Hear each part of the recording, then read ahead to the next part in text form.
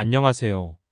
배당금 314배 상승한 강력한 현금 흐름 기업을 소개해 드리도록 하겠습니다.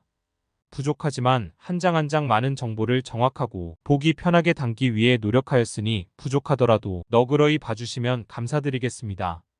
잘못된 정보가 발견될 경우에는 하단에 정정 표기를 하도록 하겠습니다. 감사합니다. 배당금 성장 314배, 정말 놀라운 숫자입니다. 연평균 성장률은 약 21% 수준입니다. 대한민국의 배당금이 314배 성장한 회사에 대해서 저는 찾고서도 믿을 수 없었습니다.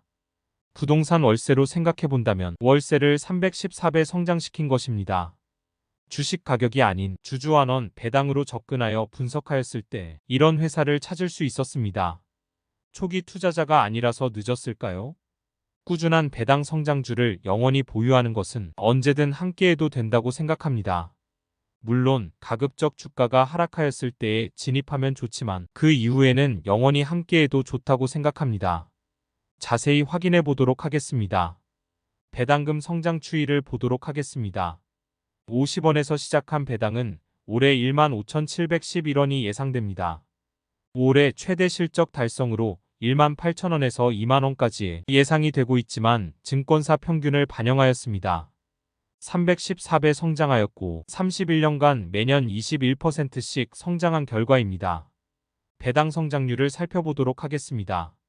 전체 기간에 대해서는 약 21% 성장을 보여주고 있으며 최근 하락한 모습이지만 꾸준히 12% 이상의 성장을 보여주고 있습니다. 매당 변동은 총 31번의 배당 중에서 하락이 3회에 그칠 정도로 상승과 동결 중심으로 되어 있습니다. 하방 안전성을 보여줍니다. 기간별 배당 추이를 보겠지만 하락 3번도 기저효과이며 실질적인 하락으로 보지 않을 수도 있습니다. 기간별 배당 상황을 보도록 하겠습니다. 1990년대의 배당입니다. 1회만 동결하고 꾸준히 성장하는 모습입니다. 보험업이 본격적으로 성장하는 시기의 성장률을 잘 볼 수 있습니다. 2000년대의 배당 기록입니다.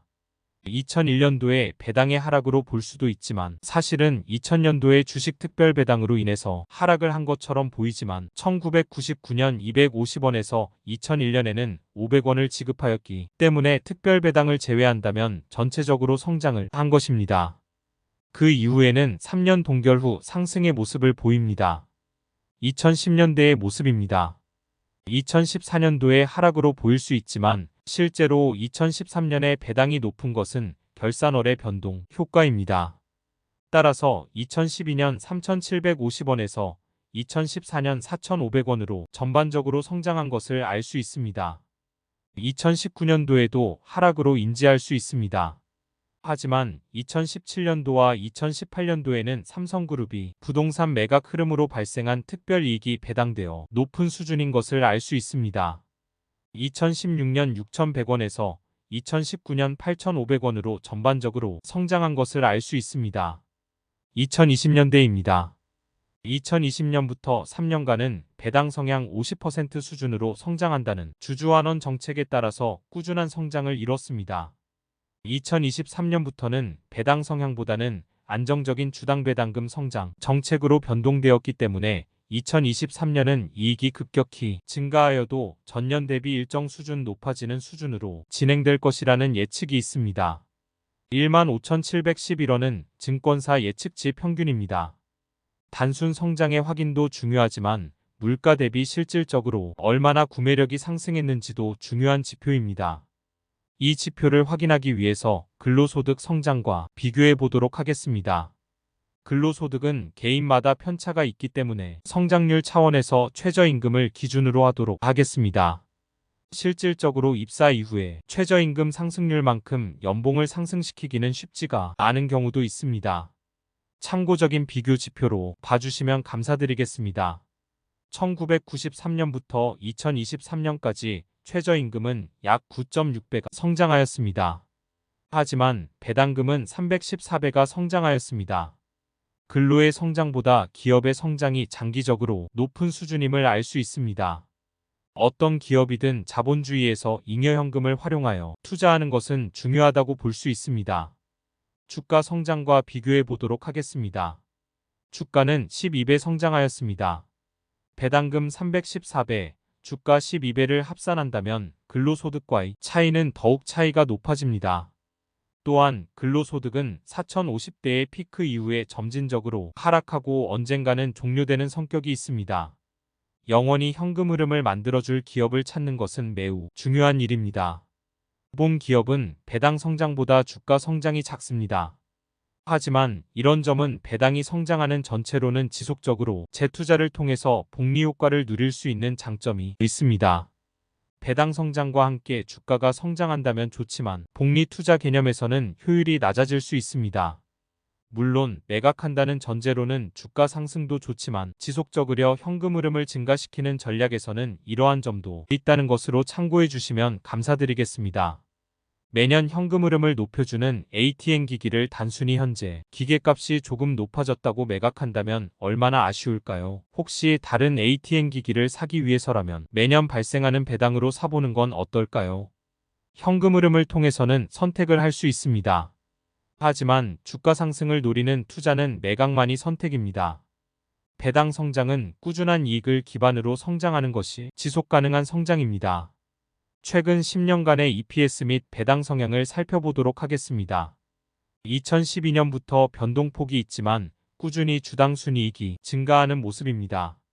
배당금의 변동은 주당 순이익보다는 변동폭이 적기 때문에 주당 순이익의 일정한 배당 성향이라기보다는 배당 성향을 유동적으로 반영하면서 꾸준한 배당금 성장을 주주에게 제공하는 것을 알 수 있습니다. 배당 성향을 살펴보도록 하겠습니다. 2012년부터 2019년까지는 꾸준히 배당 성향을 증가시키는 모습입니다. 이익의 증가에 따라서 배당 성향이 하향 조정되지만 배당금은 꾸준히 증가하였습니다. 주주에게 꾸준한 배당 성장 현금 흐름을 제공하기 위해서 배당 성향은 탄력적으로 운영하는 것을 알 수 있습니다. 더불어 1990년대, 2000년대의 손해보험업의 성장의 시기를 넘어서 배당 성향을 상향시키는 측면일 수도 있습니다. 이러한 주주환원 정책은 주주의 구성을 확인한다면 추측하는 데 도움이 됩니다. 주주 구성입니다. 1대 주주의 지분율이 20% 미만이기 때문에 절대적 대주주라고 할 수는 없습니다. 물론 자사주 보유를 반영한다면 21% 수준까지 상승하지만 강력한 대주주는 아닙니다.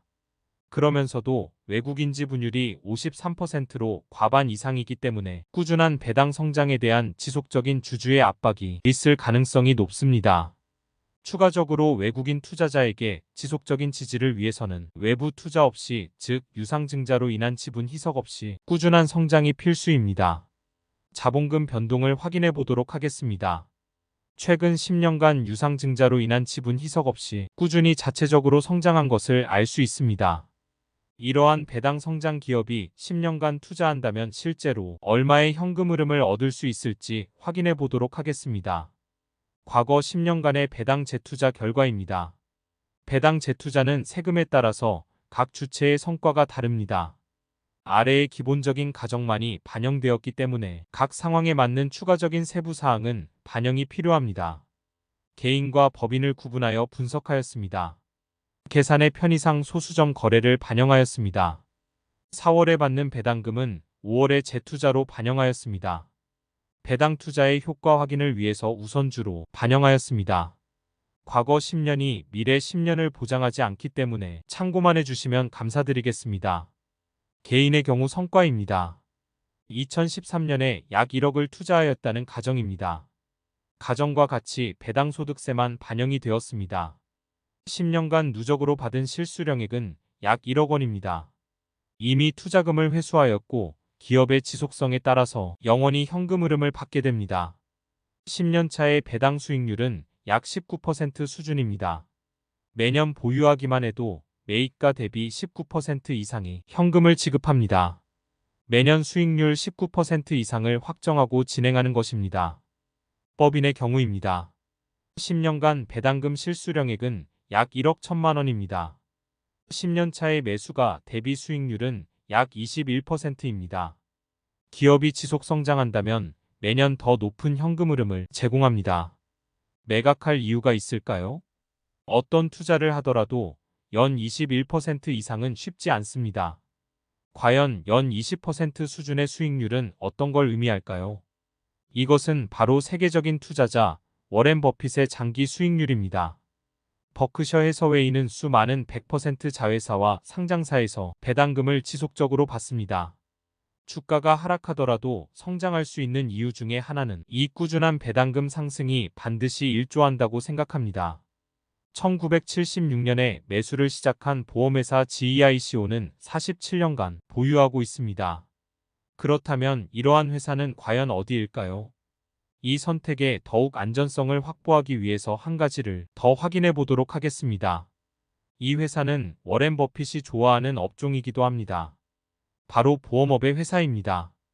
워렌 버핏은 제보험사 버크셔 해서웨이, 제보험사 제너럴리, 자동차 보험 전문 손해보험사 GEICO, 손해보험사 엘러게이니 등을 보유하고 있습니다.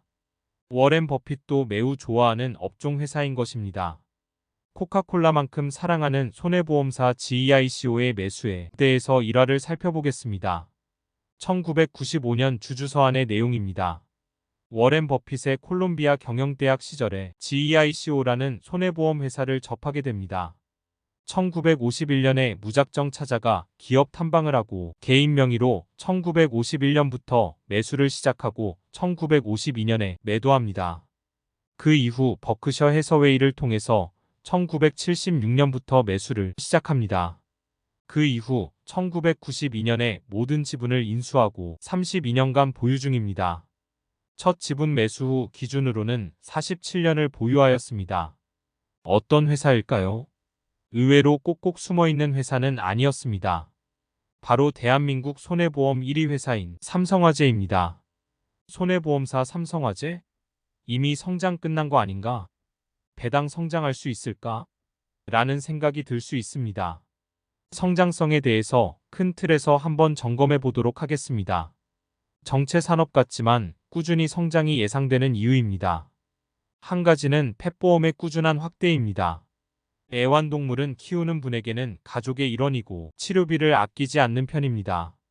그렇기 때문에 점점 펫보험의 수요가 증가하고 있고 아직은 통계의 부족으로 상품이 부족하지만 점점 자리를 잡으며 애완동물마다 보험 12개를 가입하는 상황이 올 수 있습니다. 그 다음으로는 해외 진출입니다. 각 손해보험사 및 삼성화재는 해외 진출을 활발히 진행 중입니다. 특히 동남아시아는 성장성이 더욱 예상됩니다. 삼성화재는 직접 법인 설립과 현지 회사에 대한 지분 투자를 병행하면서 해외 진출을 적극적으로 진행하고 있습니다. 국가별 현황입니다. 싱가포르에서는 다소 주춤하였지만 다시 회복세입니다. 유럽, 베트남, 인도네시아 모두 전반적으로 상승하는 모습입니다. 이처럼 국내 시장에서는 펫보험과 수명 연장으로 성장하고 해외를 통해서 추가 성장하는 가능성을 확인할 수 있습니다.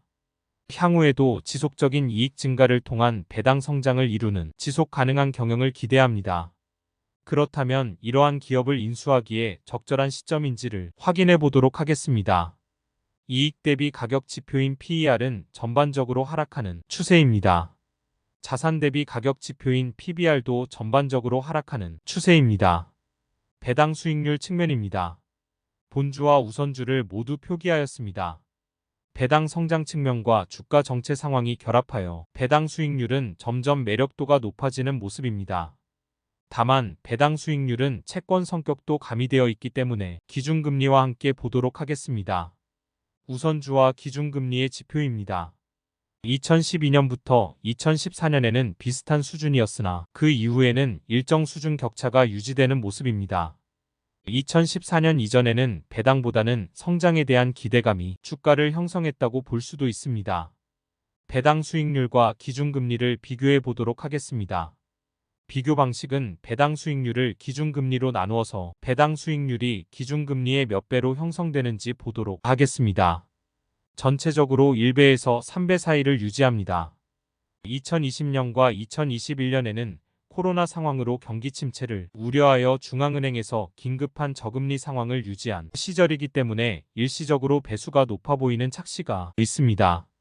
현재 배수인 2.5배는 최고점인 2017년도의 3.67배보다는 낮지만 2015년 이전의 1배 범위보다는 높은 수준입니다.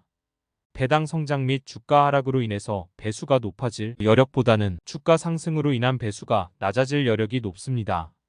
다만 이러한 가정은 단순히 실적을 배제한 산수적인 접근이기 때문에 단순히 재미로만 봐주시면 감사드리겠습니다.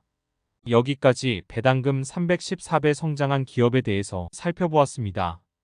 부정확한 정보는 남겨주시면 최대한 다시 확인하여 하단에 정정하도록 하겠습니다. 시청해주셔서 감사합니다. 구독, 좋아요, 알림 설정, 댓글은 큰 힘이 됩니다.